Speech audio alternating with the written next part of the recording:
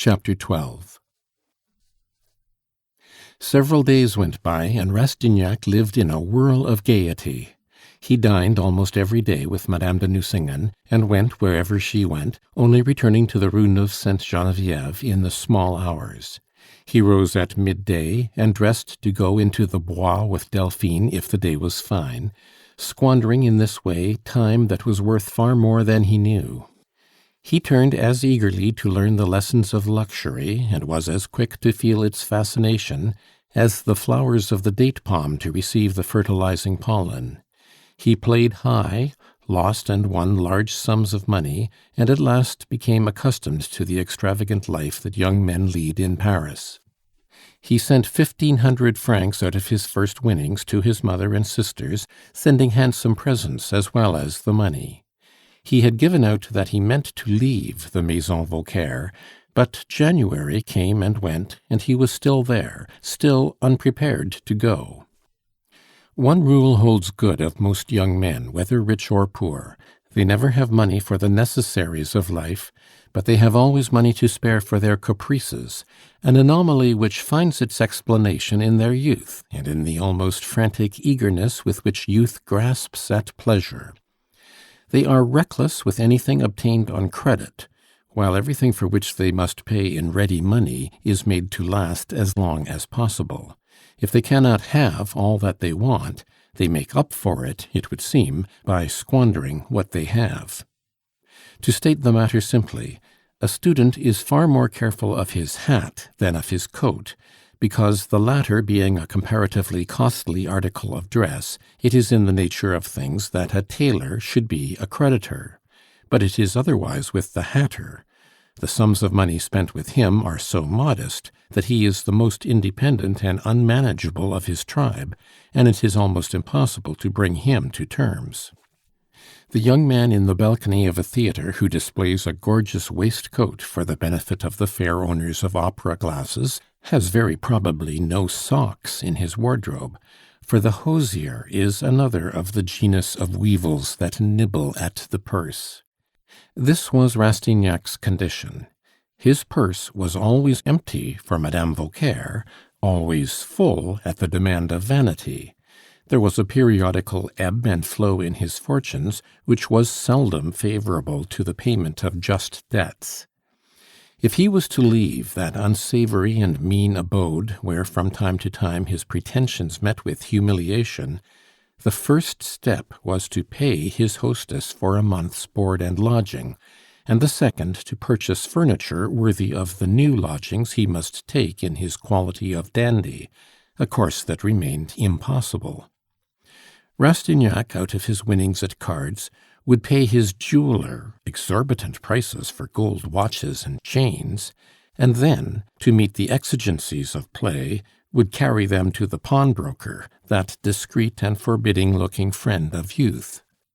But when it was a question of paying for board or lodging, or for the necessary implements for the cultivation of his Elysian fields, his imagination and pluck alike deserted him. There was no inspiration to be found in vulgar necessity, in debts contracted for past requirements. Like most of those who trust to their luck, he put off till the last moment the payment of debts that among the bourgeoisie are regarded as sacred engagements, acting on the plan of Mirabeau, who never settled his baker's bill until it underwent a formidable transformation into a bill of exchange. It was about this time, when Rastignac was down on his luck and fell into debt, that it became clear to the law student's mind that he must have some more certain source of income if he meant to live as he had been doing. But while he groaned over the thorny problems of his precarious situation, he felt that he could not bring himself to renounce the pleasures of this extravagant life, and decided that he must continue it at all costs. His dreams of obtaining a fortune appeared more and more chimerical, and the real obstacles grew more formidable.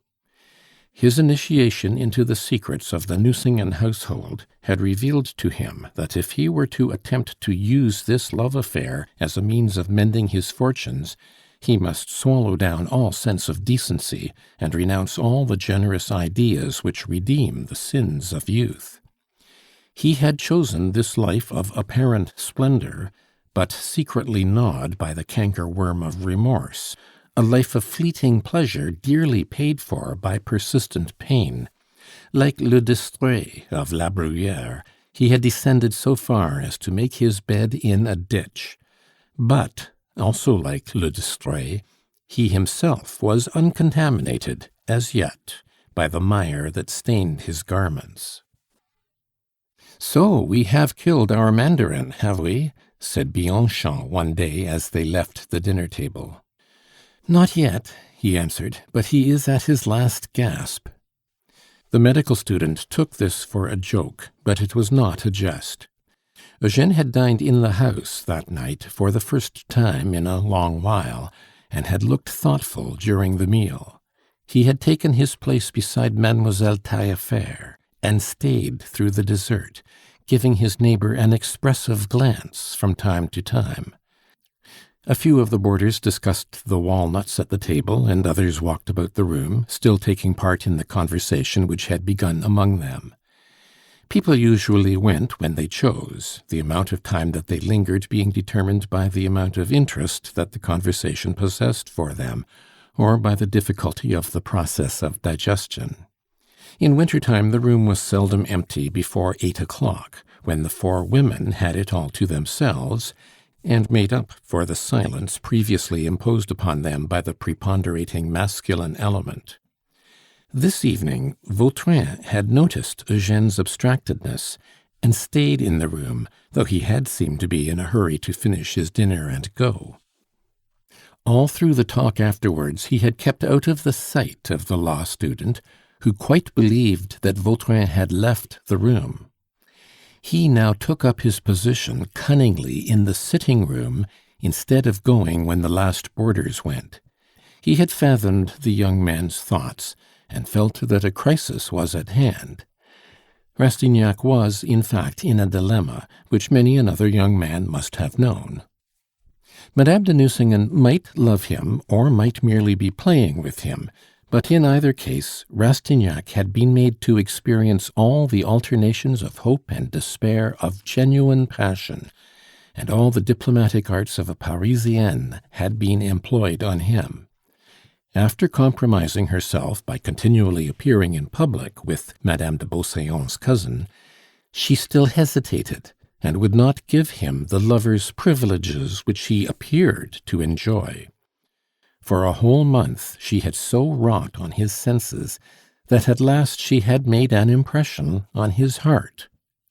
If in the earliest days the student had fancied himself to be master, Madame de Nucingen had since become the stronger of the two, for she had skilfully roused and played upon every instinct, good or bad, in the 2 or 3 men comprised in a young student in Paris.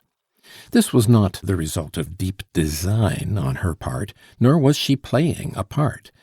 For women are in a manner true to themselves, even through their grossest deceit, because their actions are prompted by a natural impulse.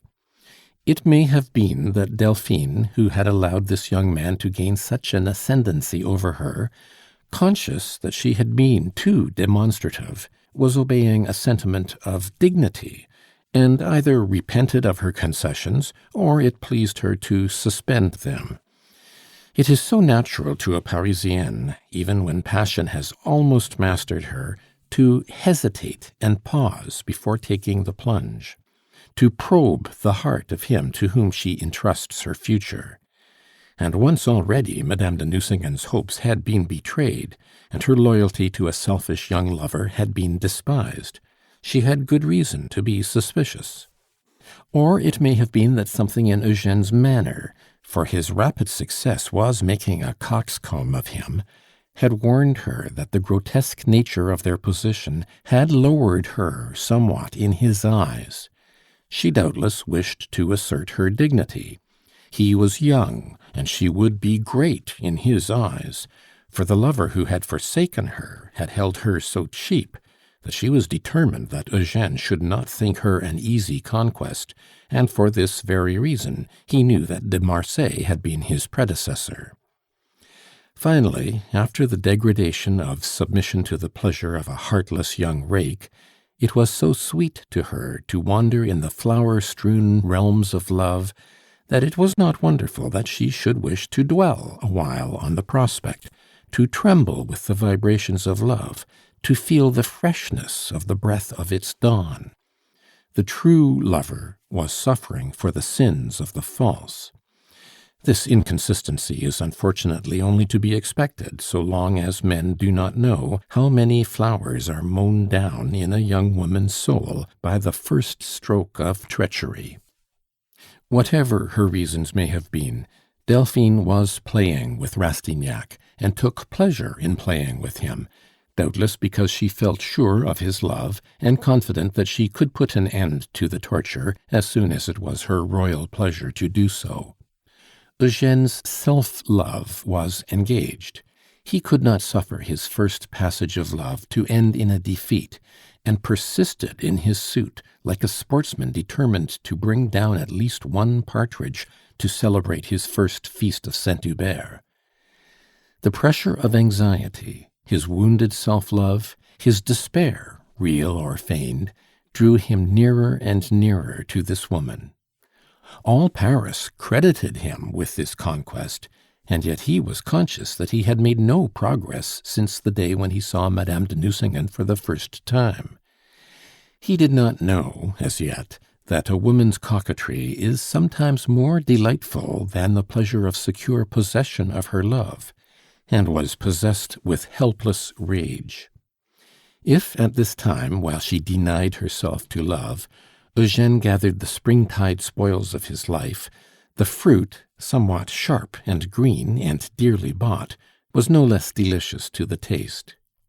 There were moments when he had not a sou in his pockets, and at such times he thought, in spite of his conscience, of Vautrin's offer and the possibility of fortune by a marriage with Mademoiselle Taillefer. Poverty would clamor so loudly that more than once he was on the point of yielding to the cunning temptations of the terrible Sphinx, whose glance had so often exerted a strange spell over him.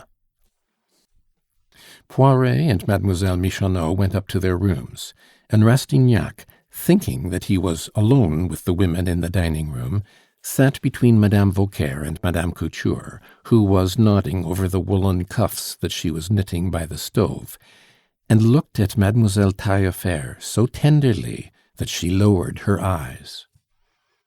"Can you be in trouble, Monsieur Eugène?" Victorine said after a pause.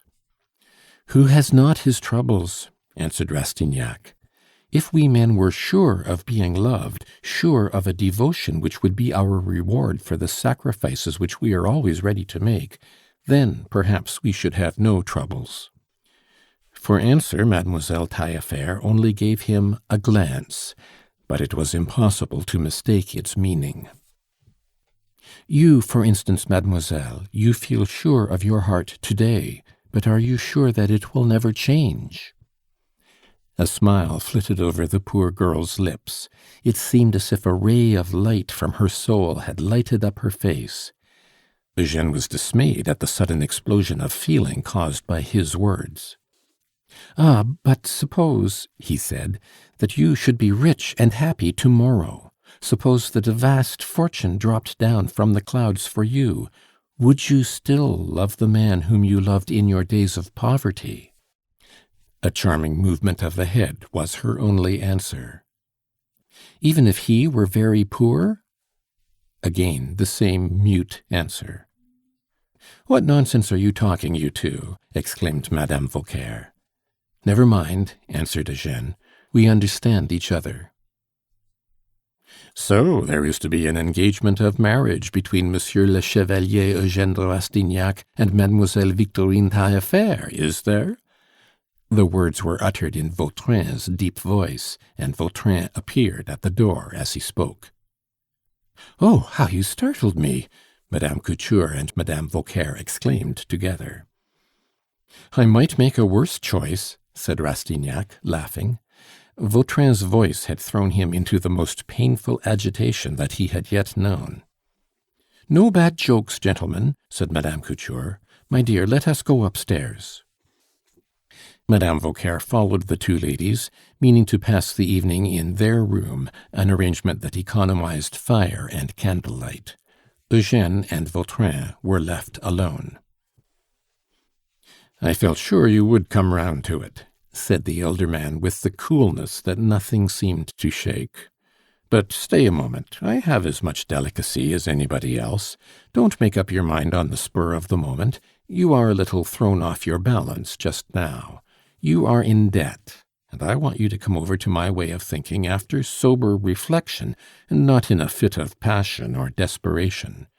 Perhaps you want 1,000 crowns. There, you can have them if you like." The tempter took out a pocket-book and drew thence 3 banknotes, which he fluttered before the student's eyes. Eugène was in a most painful dilemma. He had debts of honor. He owed 100 louis to the Marquis d'Ajuda and to the Count de Trailles. He had not the money, and for this reason had not dared to go to Madame de Restaud's house, where he was expected that evening. It was one of those informal gatherings where tea and little cakes are handed round, but where it is possible to lose 6,000 francs at whist in the course of a night. "You must see," said Eugène, struggling to hide a convulsive tremor, "that after what has passed between us, I cannot possibly lay myself under any obligation to you." "Quite right. I should be sorry to hear you speak otherwise," answered the tempter. "You are a fine young fellow, honorable, brave as a lion, and as gentle as a young girl. You would be a fine haul for the devil. I like youngsters of your sort. Get rid of 1 or 2 more prejudices, and you will see the world as it is.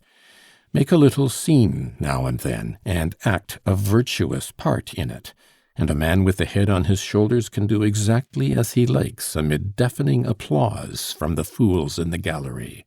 Ah, a few days yet, and you will be with us. And if you would only be tutored by me, I would put you in the way of achieving all your ambitions. You should no sooner form a wish than it should be realized to the full. You should have all your desires, honors, wealth, or women. Civilization should flow with milk and honey for you. You should be our pet and favorite, our Benjamin. We would all work ourselves to death for you, with pleasure. Every obstacle should be removed from your path. You have a few prejudices left. So you think that I am a scoundrel, do you? Well, Monsieur de Turenne, quite as honorable a man as you take yourself to be, had some little private transactions with bandits, and did not feel that his honor was tarnished. You would rather not lie under any obligation to me, eh? You need not draw back on that account," Vautrin went on, and a smile stole over his lips. "Take these bits of paper and write across this," he added, producing a piece of stamped paper, "accepted the sum of 3,500 francs due this day 12th, and fill in the date. The rate of interest is stiff enough to silence any scruples on your part. It gives you the right to call me a Jew. You can call quits with me on the score of gratitude. I am quite willing that you should despise me to-day, because I am sure that you will have a kindlier feeling towards me later on. You will find out fathomless depths in my nature, enormous and concentrated forces that weaklings call vices, but you will never find me base or ungrateful. In short, I am neither a pawn nor a bishop, but a castle, a tower of strength, my boy." "What manner of man are you?" cried Eugène. "Were you created to torment me?" "Why, no. I am a good-natured fellow who is willing to do a dirty piece of work to put you high and dry above the mire for the rest of your days. Do you ask the reason of this devotion? All right, I will tell you that some of these days. A word or two in your ear will explain it. I have begun by shocking you, by showing you the way to ring the changes and giving you a sight of the mechanism of the social machine. But your first fright will go off like a conscript's terror on the battlefield. You will grow used to regarding men as common soldiers who have made up their minds to lose their lives for some self-constituted king. Times have altered strangely. Once you could say to a bravo, 'Here are 100 crowns. Go and kill Monsieur So-and-so for me,' and you could sup quietly after turning someone off into the dark for the least thing in the world. But nowadays I propose to put you in the way of a handsome fortune. You have only to nod your head, it won't compromise you in any way, and you hesitate. 'Tis an effeminate age." Eugène accepted the draft and received the banknotes in exchange for it. "Well, well, come now, let us talk rationally," Vautrin continued. "I mean to leave this country in a few months' time for America and set about planting tobacco. I will send you the cigars of friendship. If I make money at it, I will help you in your career. If I have no children, which will probably be the case, for I have no anxiety to raise slips of myself here, you shall inherit my fortune. That is what you may call standing by a man. But I myself have a liking for you.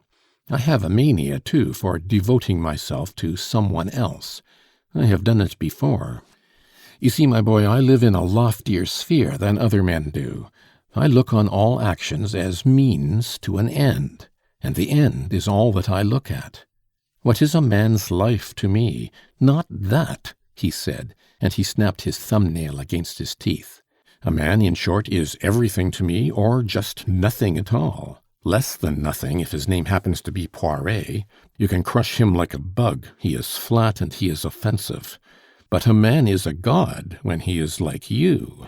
He is not a machine covered with a skin, but a theatre in which the greatest sentiments are displayed, great thoughts and feelings. And for these, and these only, I live. A sentiment, what is that but the whole world in a thought? Look at Father Goriot. For him, his 2 girls are the whole universe. They are the clue by which he finds his way through creation. Well, for my own part, I have fathomed the depths of life. There is only one real sentiment: comradeship between man and man. Pierre and Jaffier, that is my passion. I knew Venice Preserved by heart. Have you met many men plucky enough, when a comrade says, 'Let us bury a dead body,' to go and do it without a word, or plaguing him by taking a high moral tone? I have done it myself. I should not talk like this to just everybody, but you are not like an ordinary man. One can talk to you. You can understand things. You will not dabble about much longer among the tadpoles in these swamps. Well, then, it is all settled. You will marry. Both of us carry our point. Mine is made of iron, and will never soften."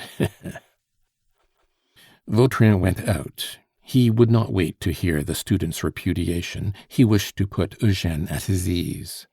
He seemed to understand the secret springs of the faint resistance still made by the younger man, the struggles in which men seek to preserve their self-respect by justifying their blameworthy actions to themselves. "He may do as he likes. I shall not marry Mademoiselle Taillefer, that is certain," said Eugène to himself. He regarded this man with abhorrence. And yet the very cynicism of Vautrin's ideas, and the audacious way in which he used other men for his own ends, raised him in the student's eyes. But the thought of a compact threw Eugène into a fever of apprehension, and not until he had recovered somewhat did he dress, call for a cab, and go to Madame de Restaud's. For some days the Countess had paid more and more attention to a young man whose every step seemed a triumphal progress in the great world. It seemed to her that he might be a formidable power before long. He paid Messieurs de Trailles and d'Ajuda, played at whist for part of the evening, and made good his losses. Most men who have their way to make are more or less of fatalists, and Eugène was superstitious. He chose to consider that his luck was Heaven's reward for his perseverance in the right way. As soon as possible on the following morning, he asked Vautrin whether the bill he had given was still in the other's possession, and on receiving a reply in the affirmative, he repaid the 3,000 francs with a not unnatural relief.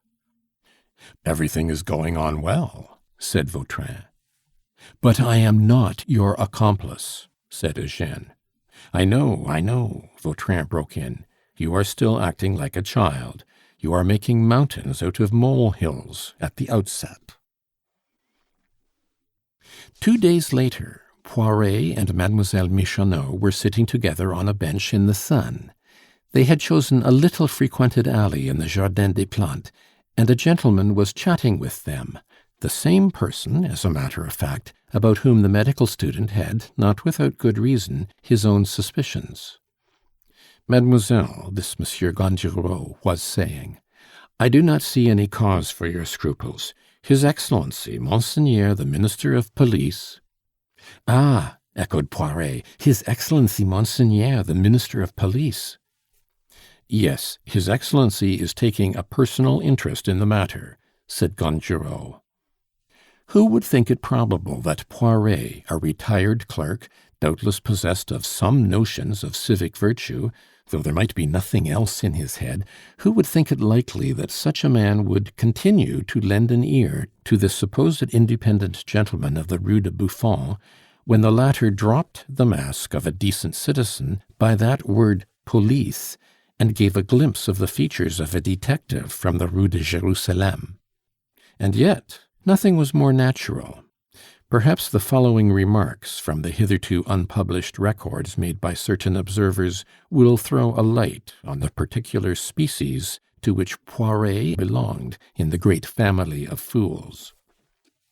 There is a race of quill drivers confined in the columns of the budget between the first degree of latitude, a kind of administrative Greenland where the salaries begin at 1,200 francs, to the third degree, a more temperate zone where incomes grow from 3 to 6,000 francs, a climate where the bonus flourishes like a half-hardy annual in spite of some difficulties of culture.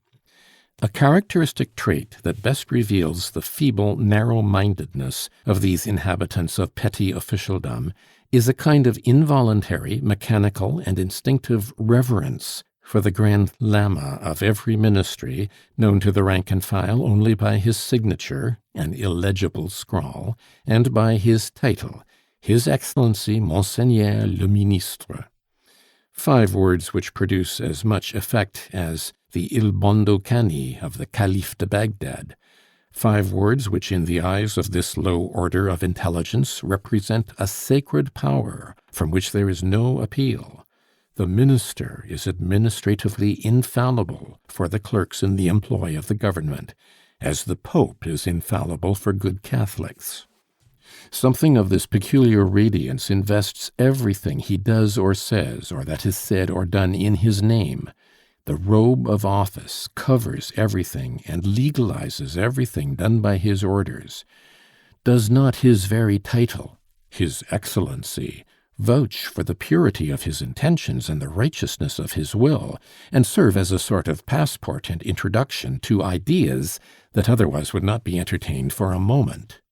Pronounce the words His Excellency, and these poor folk will forthwith proceed to do what they would not do for their own interests. Passive obedience is as well known in a government department as in the army itself, and the administrative system silences consciences, annihilates the individual, and ends, give it time enough, by fashioning a man into a vice or a thumbscrew, and he becomes part of the machinery of government. Wherefore Monsieur Gondureau, who seemed to know something of human nature, recognized Poiret at once as one of those dupes of officialdom, and brought out for his benefit, at the proper moment, the deus ex machina, the magical words His Excellency, so as to dazzle Poiret just as he himself unmasked his batteries, for he took Poiret and the Michonneau for the male and female of the same species.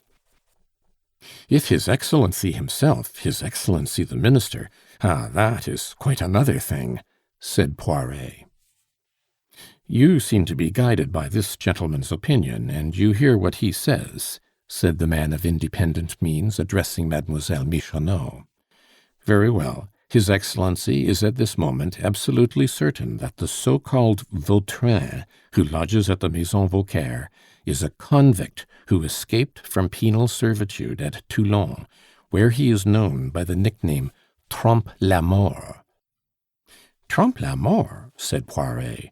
"Dear me, he is very lucky if he deserves that nickname."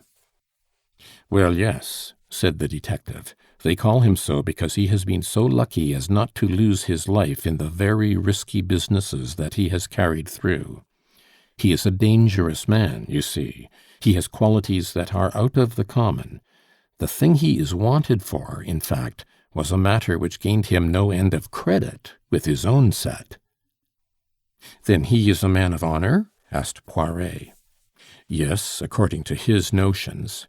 He agreed to take another man's crime upon himself, a forgery committed by a very handsome young fellow that he had taken a great fancy to, a young Italian, a bit of a gambler, who has since gone into the army, where his conduct has been unexceptionable." "But if His Excellency the Minister of Police is certain that Monsieur Vautrin is this Trompe la Mort, why should he want me?" asked Mademoiselle Michonneau. "Oh, yes," said Poiret, "if the minister, as you have been so obliging as to tell us, really knows for a certainty." "Certainty is not the word. He only suspects. You will soon understand how things are. Jacques Collin, nicknamed Trompe la Mort, is in the confidence of every convict in the 3 prisons. He is their man of business and their banker. He makes a very good thing out of managing their affairs, which want a man of mark to see about them." "Ha, ha! Do you see the pun, mademoiselle?" asked Poiret. "This gentleman calls himself a man of mark because he is a marked man, branded, you know." "This so-called Vautrin," said the detective, "receives the money belonging to my lords the convicts, invests it for them, and holds it at the disposal of those who escape, or hands it over to their families if they leave a will, or to their mistresses when they draw upon him for their benefit." "Their mistresses? You mean their wives?" remarked Poiret. "No, sir. A convict's wife is usually an illegitimate connection. We call them concubines." "Then they all live in a state of concubinage?" "Naturally." "Why, these are abominations that His Excellency ought not to allow. Since you have the honor of seeing His Excellency, you, who seem to have philanthropic ideas, ought really to enlighten him as to their immoral conduct. They are setting a shocking example to the rest of society." "But the government does not hold them up as models of all the virtues, my dear sir." "Of course not, sir, but still—" "Just let the gentleman say what he has to say, dearie," said Mademoiselle Michonneau. "You see how it is, mademoiselle," Gongerot continued. "The government may have the strongest reasons for getting this illicit hoard into its hands. It mounts up to something considerable by all that we can make out. Trompe la Mort not only holds large sums for his friends the convicts, but he has other amounts which are paid over to him by the Society of the 10,000. 10,000 thieves?" cried Poiret in alarm. "No, the Society of the 10,000 is not an association of petty offenders, but of people who set about their work on a large scale. They won't touch a matter unless there are 10,000 francs in it. It is composed of the most distinguished of the men who are sent straight to the assize courts when they come up for trial. They know the code too well to risk their necks when they are nabbed. Collin is their confidential agent and legal adviser. By means of the large sums of money at his disposal, he has established a sort of detective system of his own. It is widespread and mysterious in its workings. We have had spies all about him for a 12-month, and yet we could not manage to fathom his games. His capital and his cleverness are at the service of vice and crime. This money furnishes the necessary funds for a regular army of blackguards in his pay who wage incessant war against society. If we can catch Trompe la Mort and take possession of his funds, we should strike at the root of this evil. So this job is a kind of government affair, a state secret.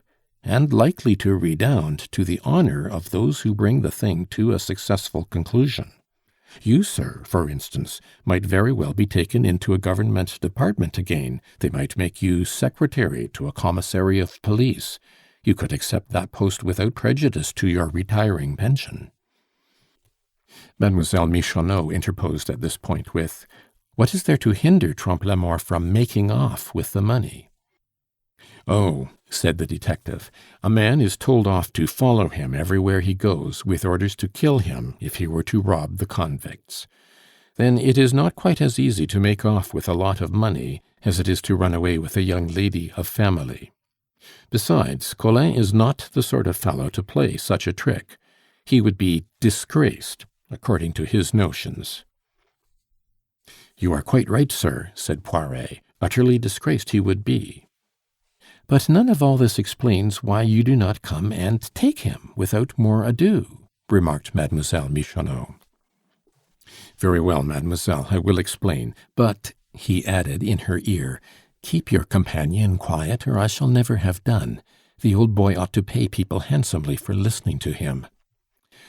Trompe la Mort, when he came back here," he went on aloud, "slipped into the skin of an honest man. He turned up disguised as a decent Parisian citizen, and took up his quarters in an unpretending lodging-house.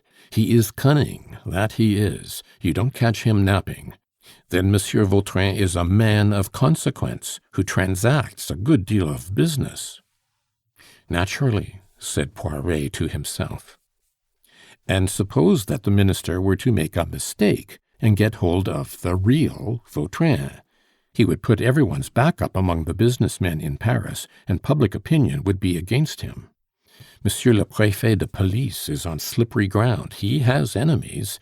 They would take advantage of any mistake. There would be a fine outcry and fuss made by the opposition, and he would be sent packing. We must set about this just as we did with the Coignard affair, the sham Comte de Sainte Helene. If he had been the real Comte de Sainte Helene, we should have been in the wrong box. We want to be quite sure what we are about." "Yes, but what you want is a pretty woman," said Mademoiselle Michonneau briskly. "Trompe la Mort would not let a woman come near him," said the detective. "I will tell you a secret. He does not like them." "Still, I do not see what I can do, supposing that I did agree to identify him for 2,000 francs." "Nothing simpler," said the stranger. "I will send you a little bottle containing a dose that will send a rush of blood to the head. It will do him no harm whatever, but he will fall down as if he were in a fit. The drug can be put into wine or coffee, either will do equally well. You carry your man to bed at once, and undress him to see that he is not dying. As soon as you are alone, you give him a slap on the shoulder, and presto, the letters will appear." "Why, that is just nothing at all," said Poiret. "Well, do you agree?" said Gondureau, addressing the old maid. "But, my dear sir, suppose there are no letters at all," said Mademoiselle Michonneau. "Am I to have the 2,000 francs all the same?" "No." "What will you give me then?" 500 francs. "It is such a thing to do for so little. It lies on your conscience just the same, and I must quiet my conscience, sir." "I assure you," said Poiret, "that mademoiselle has a great deal of conscience, and not only so, she is a very amiable person, and very intelligent." "Well, now," Mademoiselle Michonneau went on, "make it 3,000 francs if he is Trompe la Mort, and nothing at all if he is an ordinary man." "Done," said Gondureau, "but on the condition that the thing is settled to-morrow." "Not quite so soon, my dear sir. I must consult my confessor first." "You are a sly one," said the detective as he rose to his feet. "Good bye till to-morrow, then. And if you should want to see me in a hurry, go to the Petite Rue Sainte Anne at the bottom of Cour de la Sainte Chapelle. There is one door under the archway. Ask there for Monsieur Gondureau." Bianchon, on his way back from Cuvier's lecture, overheard the sufficiently striking nickname of Trompe la Mort, and caught the celebrated chief detective's "done." "Why didn't you close with him? It would be 300 francs a year," said Poiret to Mademoiselle Michonneau. "Why didn't I?" she asked. "Why, it wants thinking over. Suppose that Monsieur Vautrin is this Trompe la Mort, perhaps we might do better for ourselves with him. Still, on the other hand, if you ask him for money, it would put him on his guard, and he is just the man to clear out without paying, and that would be an abominable sell." "And suppose you did warn him," Poiret went on, "didn't that gentleman say that he was closely watched? You would spoil everything." "Anyhow," thought Mademoiselle Michonneau, "I can't abide him. He says nothing but disagreeable things to me." "But you can do better than that," Poiret resumed. "As that gentleman said, and he seemed to me to be a very good sort of man, besides being very well got up, it is an act of obedience to the laws to rid society of a criminal, however virtuous he may be. Once a thief, always a thief. Suppose he were to take it into his head to murder us all? The deuce! We should be guilty of manslaughter, and be the first to fall victims into the bargain." Mademoiselle Michonneau's musings did not permit her to listen very closely to the remarks that fell one by one from Poiret's lips like water dripping from a leaky tap. When once this elderly babbler began to talk, he would go on like clockwork unless Mademoiselle Michonneau stopped him. He started on some subject or other, and wandered on through parenthesis after parenthesis, till he came to regions as remote as possible from his premises, without coming to any conclusions by the way.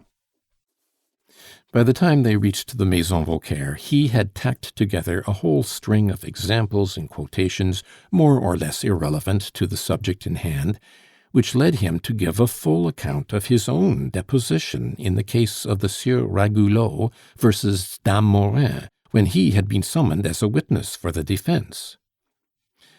As they entered the dining room, Eugène de Rastignac was talking apart with Mademoiselle Taillefer. The conversation appeared to be of such thrilling interest that the pair never noticed the two older lodgers as they passed through the room.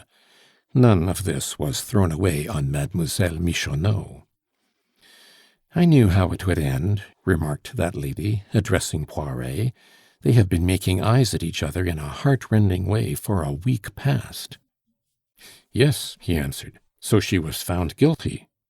"Who?" "Madame Morin." "I am talking about Mademoiselle Victorine," said Mademoiselle Michonneau as she entered Poiret's room with an absent air. "And you answer, Madame Morin? Who may Madame Morin be?"